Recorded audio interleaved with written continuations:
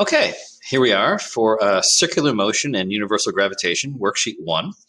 I'm going to try run through problem number 1 here for you. It says you sit at the edge of a merry-go-round of radius 1.5 meters. Your friends slowly increase the speed of the ride, spinning the ride faster and faster. I probably should say very slowly increase the ride. But anyway, increase the speed. Just when this period of rotation is 2.5 seconds, you slide off in a tangent direction. Of course, your velocity is tangent to your motion, so it makes sense. Determine the static coefficient of friction between you and the ride. So we're looking for mu, right? The coefficient of friction, the static coefficient, mus, between you and the ride. So working with just information here, let's go ahead and set up this circular motion problem. So you'll recall that for circular motion problems, like any force problem, you're going to start with a diagram or a sketch. What I'm going to choose to do, though, with circular motion is oftentimes circular motion problems are very three-dimensional. So one sketch may not do it. You might need to kind of do two different views so you can see all three coordinate axes. So I'm going to start with a view down the z-axis. So how do you identify the z-axis? It's the one that's not radial or tangential. I know that sounds trite, but it's the view that lets you see the circular path, okay, is always going to be down the z-axis. So here, say, is my merry-go-round, all right? And it says you're sitting at the edge. So you're like sitting like right here, like on the very edge of the merry-go-round. Okay, so that's you. Maybe that we're spinning it, rotating this thing around like this. And it says, let's see here, radius. We know this thing has a radius of 1.5 meters. And we're at the point where the period, that's the time to go around once, we'll give a capital T for period, is 2.5 seconds. That's the point where you slip and you would then slide off, okay? If we're rotating like this, then at this instant, your velocity is always tangent to your path. So your velocity would be going that way. So if you slipped, you would just continue flying off that way, all right? So that's the view looking down the z-axis. We can also draw a view along the tangential axis. That's the other way I like to draw. Tangential axis, that's tangent to your path, right? That's the way the velocity is going. I always like to draw my tangential view like from behind, so the velocity is going away from me into the page. So I'll draw that under here like this. So there's like, you know, the merry-go-round, the surface of the merry-go-round, and you're sitting on the edge there, okay? While this thing kind of rotates around the middle. That doesn't look like the middle I missed. Anyway, this thing kind of rotates around the middle there. Okay, you know, grounds here or whatever. Okay, we're good. Anyway, so there's our two pictures. Let's talk coordinate axes real quickly. If I were going to assign my coordinate axes, you can say, now I normally don't draw these on top of the picture. I'm kind of going to draw it off to the side somewhere. We know that going this way is tangent to the circle. The velocity is always tangent to the path. So kind of up and down, that's going to be tangential. Radial is along the line toward the center of the circle. So that's radial. So in this picture, we're seeing the tangential and the radial axes.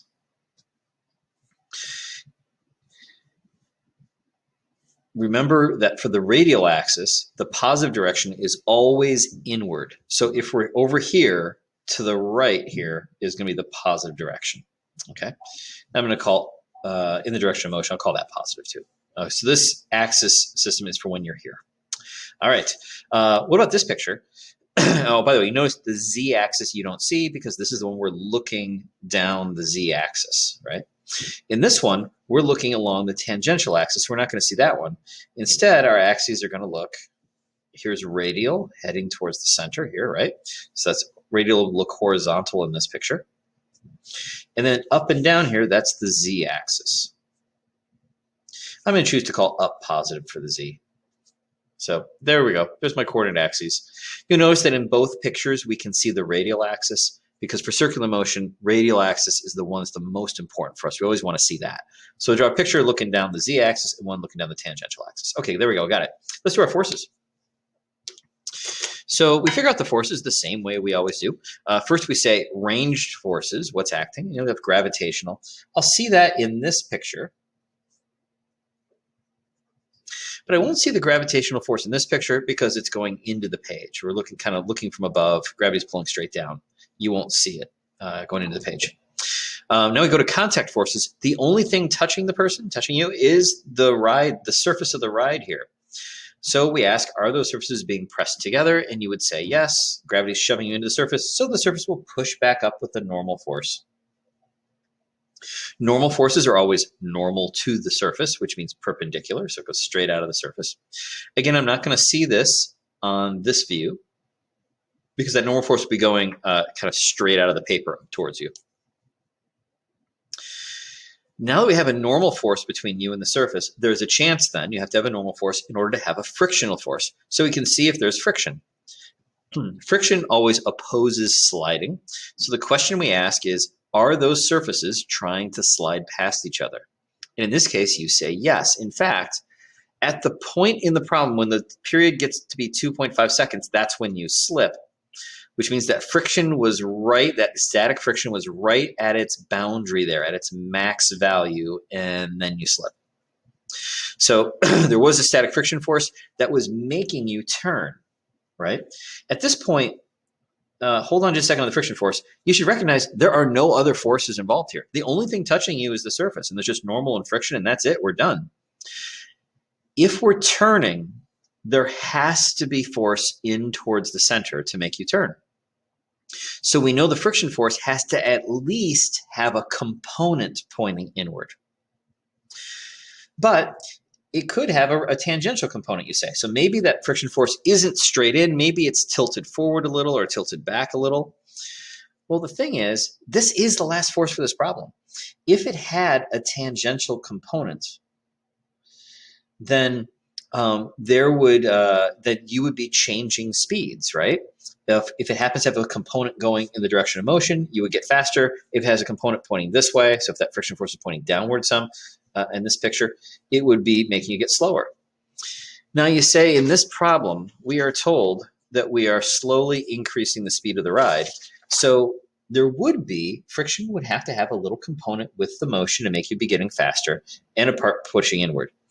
But like I said, we're slowly, I wish I had put the term very slowly increasing.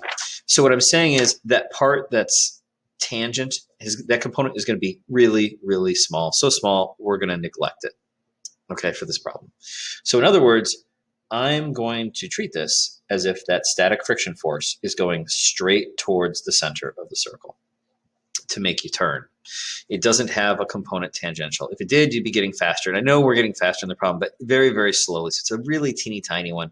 We're going to neglect it. We're going to say it's negligible. So we're going to draw that static friction is going right towards the center. Hey, I'm going to see that in this picture too, because look, here's the center of the circle. It's going towards the center. I'll have that friction along the bottom edge, right? Surface there, going towards the center. That's my diagram for that. All right, so there's my forces. So now I'm ready to go to my next step of solving, which is setting up Newton's second law of motion, the most important formula in physics for each coordinate axis. So I might set that up like this. The sum of the forces in the radial axis is equal to mass times the acceleration in the radial axis. I can do it for the tangential axis. Is mass times acceleration in the tangential axis. And I could do it for the z-axis. We won't always have to analyze all three axes. Oftentimes in axis, we know, though, that the radial axis, we will always want to analyze that axis in a circular motion problem, because that's the axis where that acceleration is making you turn, right? Okay, that forces and accelerations perpendicular to the velocity, they're going to make you change the direction of the velocity. This is the axis where we change direction. So that's how that alters velocity. This tangential axis, that's an axis along the direction of motion. If I'm pushing with the velocity, we get faster. Against velocity, we get slower. This is the axis that changes your speed. This third dimension, z, we could do this problem on a merry-go-round and have an acceleration to z. Maybe this merry-go-round, maybe it's going to sound bizarre. Maybe this merry-go-round is on a spacecraft that is taking off and accelerating upward or something. Or, you know, maybe we have this little turntable in an elevator that's accelerating up. Then I would need to have an acceleration in the z-axis, right? But in this case, we're not accelerating up and down. And so that really is just going to be an equilibrium there. The point is, this would change speed in another axis if we had an acceleration there. All right, if we had a non-zero acceleration, this would also change speed. It just would change the speed in the z-axis. All right, this changes your speed in the tangential axis. I know, go figure. I know that's seems kind of obvious, but that's the axis we're actually moving in, right? Tangent to the motion, right?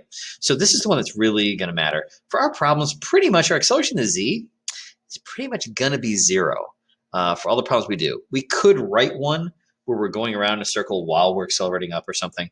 At the moment, I don't have any plans to write a problem like that for honors physics. So this axis, not going to matter so much. I mean, the acceleration is going to be 0 pretty much always for us for that one.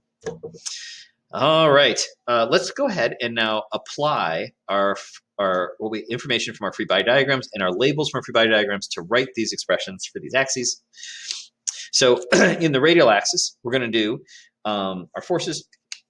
And you'll remember that there is something very special about the radial axis, and that is when we assign directions, positive, negative, you do not have a choice about which way is positive for the radial axis.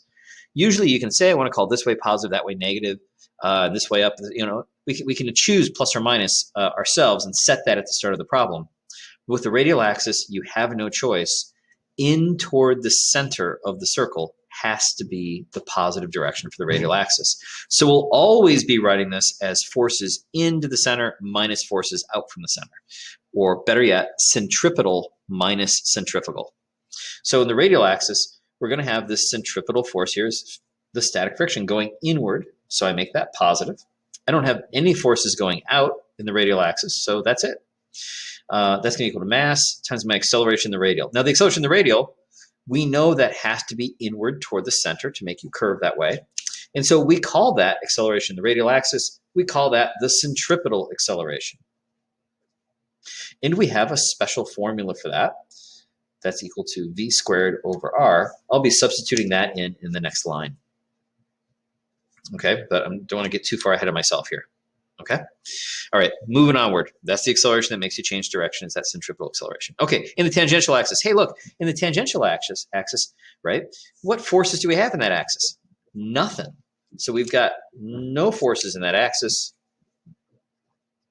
equal to our, and you say the mass isn't 0.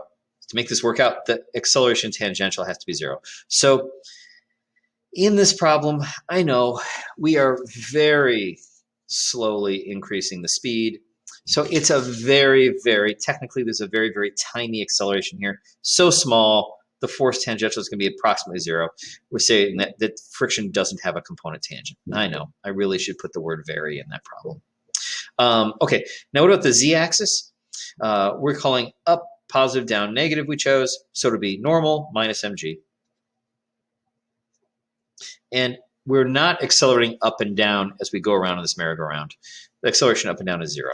So there we go. All right. So right here, these are Newton's second law applied to some of the forces equations for each axis, right? Using the labels from the force diagram. Remember, I always want you to show that with the labels from the diagram before you start plugging numbers in. Okay, we always want to see this. All right. There's a lot of physics that goes into getting to this point. And it's a really good checkpoint to stop and make sure that we understand what we're doing so far. Oftentimes, once you get to this point, there's not much physics left after this, and it's mostly just algebra. There's a little physics still in this problem, but that's the deal. Okay, so moving onward. So static friction, we were not told the static friction force. We were asked to find the coefficient of static friction. That's not this. So we would want to substitute in our equation for friction. The thing about static friction, though, you'll recall, is that, I'm just going to jot this off to the side so I can talk about it here. Do you remember that static friction? It's not a set value. Static friction can be any value less than or equal to the coefficient of static friction times the normal force, right? It can be anything up to a limit. If you push any harder, then that's when it slips, right? So the point is, we're looking at this situation just as you slip, which would be right at the point where that static friction was at its maximum value. When it's at the max, then that's when it's equal to mu Sn, right? So this inequality means. And you say, so because we're at that boundary here, where it's about to slip, we are allowed to substitute this in for static friction, which we will do. There we go. Because this is actually the maximum value, right, when you slip. It's at its limit, and then you push past it. Okay, so this is so we finally now have the variable that we're trying to solve for in our equation. That's great. You're like, okay, we need to find, we were told, you say, oh man, holy cow, this is what we're trying to find. We don't know what the normal force is. We don't know what the mass is. We don't know what the speed is. Well, we do know the radius. Whew, but we got 3, oh my gosh, and then we're trying to find that mu. The only thing we know is r. You're like, oh my gosh, what the heck is going on here? Well, the normal force, you know that pops up in the equation for the z-axis over here. So I can rearrange this and say that normal force is mg in this problem. And so I am free then to substitute this in for the normal force. So I can get rid of that n that I don't know. But what's awesome is that when I substitute that mg in, it also gets rid of another variable for me that I didn't know. That being that mass is now on both sides of the equation. Every term has an m in it. So I can divide through by the mass and bam, bam, that's gone. So we got rid of 2 variables for the price of 1. That's awesome by doing that substitution. Okay, so now we got mu times g. Okay, I know g, that's awesome. Mu is what I'm trying to find. I know radius. Now I just have to find the velocity. Well, the other piece of information they gave us is that the period was 2.5 seconds at the point when it slipped. It was taking 2.5 seconds to go all the way around. So you remember that we're going in a circle, okay, at a basically constant speed here. We're very, very slowly ramping up the speed. You see, if it takes 2.5 seconds to go all the way around, I can find the speed if I know the distance around divided by the time to go around. So in other words, we're going to use the idea that speed is distance over time.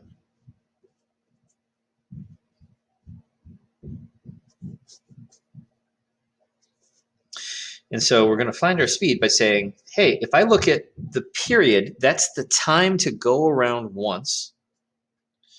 And I take the distance to go around once. Well, that's the circumference of the circle.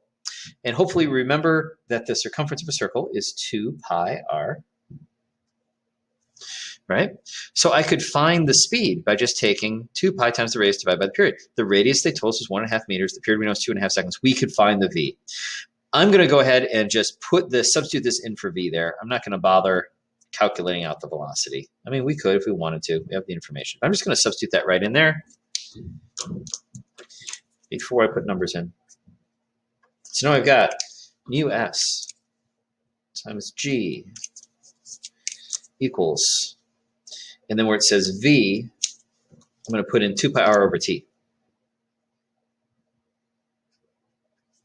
Now, that v is being squared, right? And then I got to divide by an r, right? hey, I know G, I know R, I know T. I know everything here. I can find US. So one last little tidying up before I go and plug values in. All right. Let's see. If I square this out, 2 squared is 4. Pi squared is, well, pi squared. R squared, but I'm dividing by an R, so I'll just have 1 R on top. Yeah? And then there's a T squared in the bottom. Okay? I'm going to move this G, or I'm going to divide both sides by G, so I have a G in the denominator. Okay, and that's it. That's my answer just in terms of variables. Now I'm free to go ahead. I know everything on this side is I know the value of. I can plug my values in and solve for mu. If I do that, that will look like this. 4 pi squared, radius is 1.5 meters, divided by G is 9.8. And the period they said was 2.5 seconds, so it'd be 2.5 squared. Time for the calculator.